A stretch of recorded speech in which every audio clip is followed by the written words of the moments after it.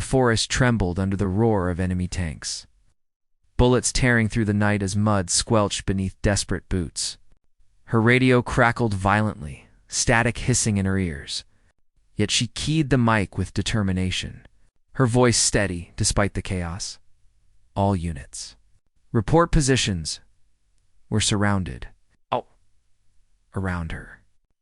Shadows darted between trees, gunfire echoed off the trunks, and the smell of smoke and wet earth filled the air. Her colleagues had no idea that the figure moving alone through this inferno would change everything. And then, something impossible happened. It was March 1944, deep in enemy-occupied Ardennes territory. She was a young communications officer, one of the few women trained to navigate dangerous front lines alone. Her mission was critical: intercept enemy movements, relay troop positions, and deliver intelligence that could determine the fate of an entire battalion. Failure meant not only trapped soldiers, but civilians caught in the crossfire. As fog wrapped the forest, she moved silently, every step a risk, every decision a gamble. Her team waited for radio updates that never came, unaware that the true danger lurking in the shadows had yet to make itself known.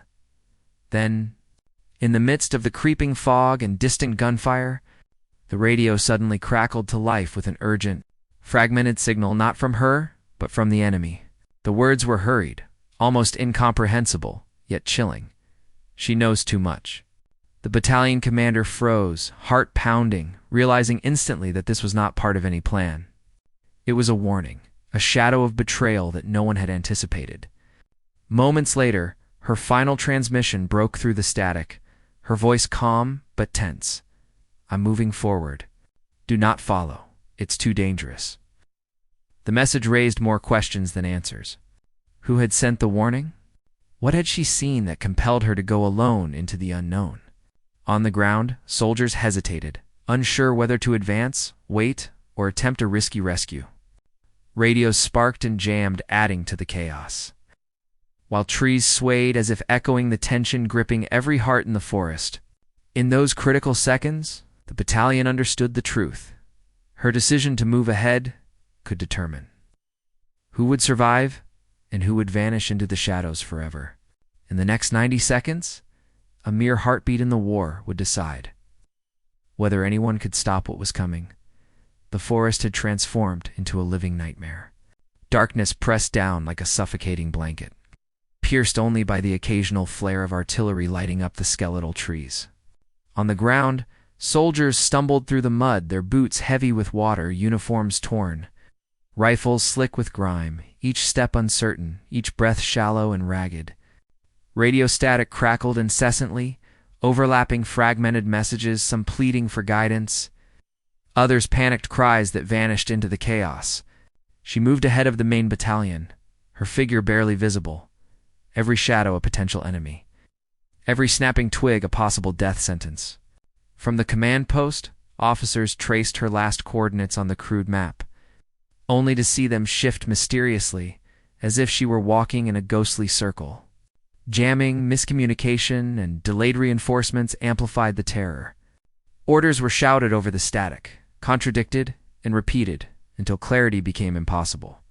The battalion's medic whispered to a nearby soldier about a fleeting shadow glimpsed near a ravine, but when they approached, there was nothing, only the eerie silence of the forest that swallowed sound as efficiently as it swallowed light.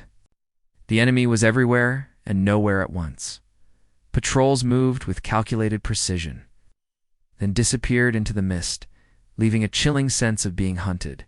Meanwhile, from her perspective, she crawled under fallen branches, slipped across icy streams, and clung to the edge of steep embankments, the smell of smoke and damp earth stinging her lungs. Every step forward revealed new dangers: booby-trapped terrain, mislaid mines, and the ever-present threat of enemy scouts just beyond visibility. Her hands were bruised, her uniform shredded, yet she pressed on, driven by instinct, courage, and the unspoken knowledge that her actions were the difference between life and death for the soldiers behind her. Inside the command post, officers argued, their voices fraying as desperation took hold. Maps were overturned, telegrams torn, and yet no one could locate her. Fear was contagious, affecting every heart with the unspoken dread that this was no ordinary mission. Something larger, darker, more inescapable was converging on them.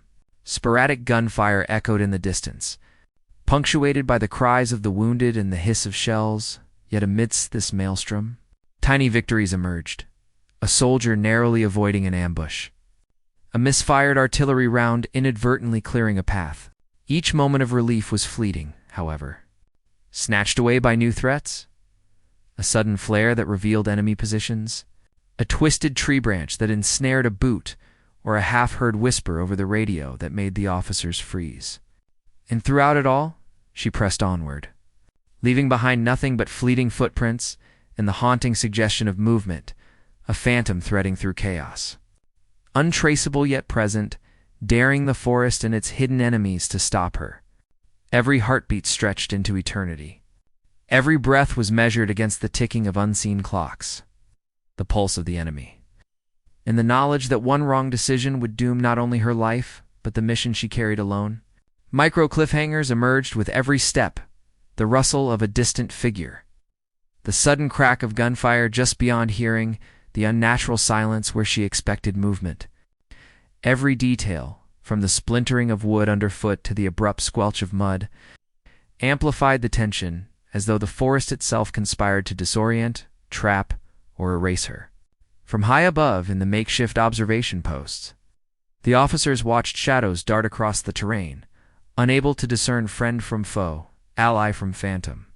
Desperation mounted as the night deepened, and yet, in the heart of chaos, her courage carved a narrow path through madness, leaving those who followed in awe, terror, and uncertainty. And still, with every pulse of the radio and every flicker of distant artillery, one undeniable truth became increasingly clear. This night was far from over, and the forest held secrets far deadlier than any soldier could anticipate by now. The forest was unrecognizable, a labyrinth of shadows, smoke, and chaos, where every sound could mean death and every silence could be a trap. Enemy forces closed in with terrifying precision, their boots pounding through mud, their rifles spitting fire into the darkness. On the ground, soldiers scrambled desperately, some slipping into freezing streams, others diving behind shattered trees as explosions ripped the air apart. Her movements were calculated yet instinctive.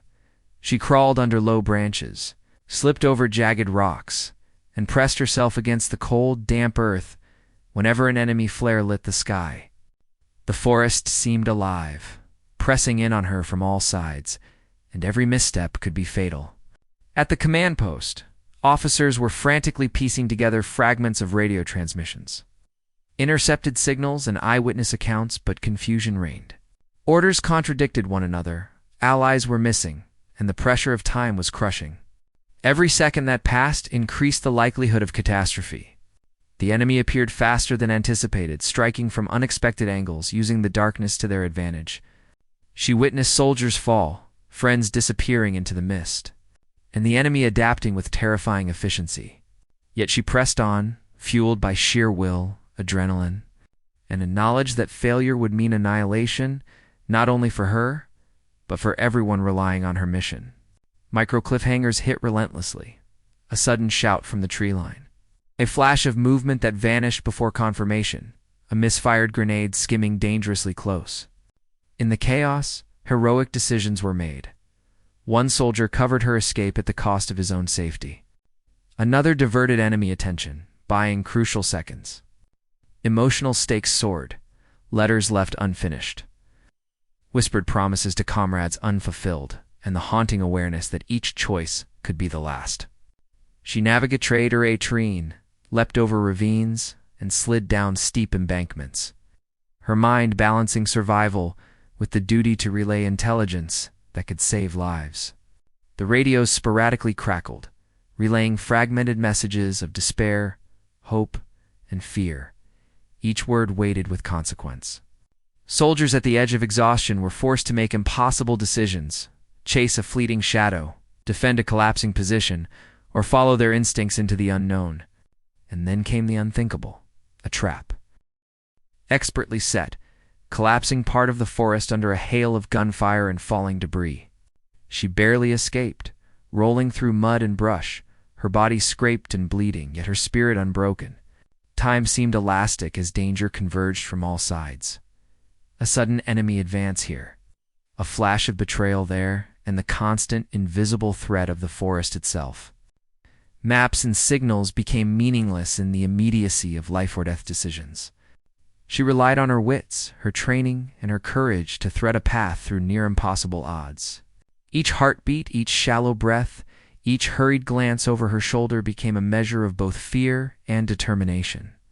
And as the night reached its apex, with artillery roaring and shadows swallowing the horizon, the final, historic cliffhanger emerged. She vanished once more into the darkness, leaving only fleeting traces behind, footprints that ended abruptly, whispers of movement, and the chilling realization among those who followed that what had transpired defied explanation. The forest, the battle, and the enemy forces had collided into a moment so surreal that no historian could later account for it fully. And in that suspended instant, everything changed, leaving the survivors to wonder if she had escaped, been captured, or become something entirely untraceable. A phantom of the war. A shadow in history that refused to be explained. 3 days had passed since the forest had erupted into chaos, gunfire, and the deafening roar of artillery. Yet the woodland seemed to carry a memory of that night in every cracked branch, every splintered tree, every mud-slicked footprint left by soldiers racing for survival. The morning mist clung stubbornly to the underbrush, curling around broken equipment and scattered personal belongings, as if reluctant to release the events that had transpired. The smell of cordite and smoke lingered faintly in the air, intermingled with the earthy scent of damp moss and churned mud. Soldiers who survived stumbled back to the command post, each step heavy with exhaustion, their eyes hollow, faces etched with disbelief and sorrow. Some walked in silence, hands gripping rifles as though they were fragile lifelines, while others muttered fragments of what they had witnessed. Stories so incredible that even spoken aloud they seemed unreal. Her radio equipment was found abandoned near a hidden ravine, wires twisted and spark-streaked, a faint hum of static escaping as if the device remembered her presence. Around it lay torn maps, marked with hastily scribbled coordinates. Fragments of letters addressed to loved ones she would never reach, and a few personal items, a silver locket, a notebook with smudged ink, and a small pocket mirror reflecting the dim light of dawn. Yet despite this, there was no trace of her. No body, no enemy report, no indication of where she had gone or what fate had befallen her. It was as though the forest itself had swallowed her, erasing every proof of her existence in a way that defied explanation. Eyewitness accounts were both vivid and contradictory, fueling speculation and dread. Some swore they had glimpsed a solitary figure moving with impossible speed between trees, slipping through the fog like a shadow that obeyed its own laws of movement. Others claimed the forest itself seemed to warp, reshaping paths, hiding movements, and leaving trails that ended abruptly as if reality itself bent to conceal her. Commanders and officers pored over, intercepted enemy communications, classified documents, battlefield sketches, and partial radio logs, but each lead ended in frustration. Files raised more questions than answers, and every attempt to reconstruct her last movements became an exercise in futility. Survivors spoke in hushed tones of a presence, a phantom, perhaps, or the echo of her courage that guided them through the night. Some claimed invisible hands redirected them from hidden traps. Others whispered of hearing footsteps or distant voices, matching the rhythm of her last radio transmissions, yet belonging to no human source. Emotional weight pressed down on everyone. Letters left unsent, promises unfulfilled, and the haunting thought that a young woman, brave beyond measure, could vanish without a trace. Soldiers questioned their own perception. The reality of her disappearance seemed almost impossible. Yet the evidence, the abandoned equipment, the broken paths, the sudden absence was undeniable. Speculation ran rampant. Had she been captured and taken deep behind enemy lines? Had she escaped alone, navigating a labyrinth of mud, rocks, and fog without leaving a trace? Or had she become something else entirely, a living legend embedded in the very fabric of the forest, a shadow moving unseen, untouchable, impossible to track? Researchers and historians debated endlessly in later years, piecing together fragments from diaries, reports, and radio logs, yet all evidence remained inconclusive. Some argued she had survived through skill and cunning, others suggested capture, and a few even entertained the possibility of the extraordinary, that she had encountered something beyond explanation, something that allowed her to disappear entirely from human perception. The most unsettling discovery came when a partially burned diary page was recovered from the ravine near her last known position. The handwriting trembled, ink smudged by mud and rain, yet the words hinted at events so extraordinary that those who read them hesitated to speak. The page described lights moving through the trees without any discernible source, whispers that could not be traced to human voices. In a presence so overwhelming, it blurred the line between reality and impossibility. She wrote of a sensation that the forest itself was alive, shifting and bending around her, watching her movements, and interacting with her in ways that defied explanation. The passage ended abruptly, leaving gaps filled only by imagination and dread. Soldiers who saw the diary described feeling a chill that seemed to linger long after they set it down, a quiet terror that was not environmental, but something intrinsic to the words themselves. The battalion slowly recovered from the immediate physical chaos, tending to wounded soldiers, reorganizing positions, and replenishing supplies. Yet the psychological scars remained, etched into every face, every voice, every memory. Every officer carried the weight of her disappearance, the inexplicable movements in the forest, and the haunting awareness that their comrade had vanished in a way that no human logic could account for. Archival files would later record her last known coordinates, but only as a collection of questions and ellipses, leaving an empty space in history where a truth should have been, even as the war pressed on elsewhere. Battles raging across Europe. New strategies unfolding, victories claimed and lost, her story refused to fade. Letters written by survivors were returned unopened because they contained truths too strange to bear. Diaries recorded shadows and lights that could not be explained, and testimonies spoke of movements that defied natural laws. Historians analyzing these records decades later would leave annotations filled with question marks, unsure whether the accounts were exaggeration, psychological trauma, or glimpses of something entirely extraordinary. Regardless, her bravery, her decisions, and the incredible mystery of her disappearance were indisputable. The forest retained its secrets. The ravines, moss-covered rocks, and mist-shrouded trails whispered of her passage to those who dared enter. Soldiers later reported a subtle, almost imperceptible feeling of being watched, guided, or tested by an unseen presence. Some claimed they heard faint echoes of her voice. Others swore to see glimpses of a young woman's silhouette moving between the trees. These reports were often dismissed as superstition, yet they persisted, growing into the legend of the young officer who had walked alone into danger and vanished. Ultimately, the full truth, what she witnessed, what choices she made, and what fate befell her, remains locked in classified files, whispered among military archivists, and debated in the corridors of history. Some researchers argue she survived through ingenuity and courage. Others suggest capture or death under mysterious circumstances. And a few speculate about the possibility of phenomena beyond ordinary comprehension. The story became more than a wartime event. It became a narrative of mystery, bravery, and the unknown. A tale that history can recount but never fully explain, leaving her as both a figure of legend and a haunting reminder of the enduring mysteries of war. Her disappearance, mortalized in diaries, testimonies, and fragmentary reports, is a testament to courage, to the unknown forces of nature, and to the shadows that linger in human memory long after the last battle has ended. She became a story of unanswered questions, a silent echo in the fog of history, and a haunting reminder that some acts of bravery, some mysteries, and some lives are never meant to be fully understood. The forest keeps its secret, the war keeps its scars, and she The young woman who dared to walk alone into the heart of danger remains an enigma, a shadow, a legend, and a haunting presence for generations to come.